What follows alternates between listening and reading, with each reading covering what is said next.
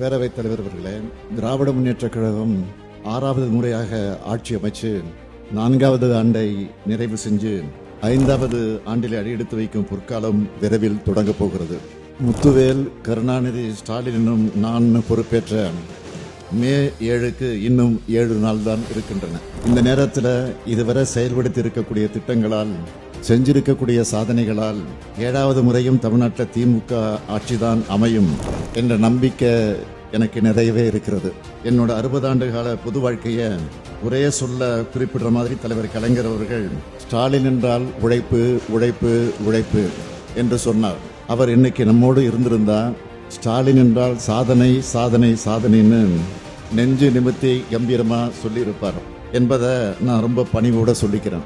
ஏன்னா தலைவர் கலைஞர் இப்பொழுது இருந்தால் என்னவெல்லாம் செஞ்சிருப்பார்னு யோசிச்சுதான் ஒவ்வொரு நாளும் நான் செயல்படுகிறேன், திட்டங்களை தீட்டுகிறேன். தலைவர் கலைஞரின் எண்ணங்கள் தான் இந்த அரசினுடைய செயல்கள்.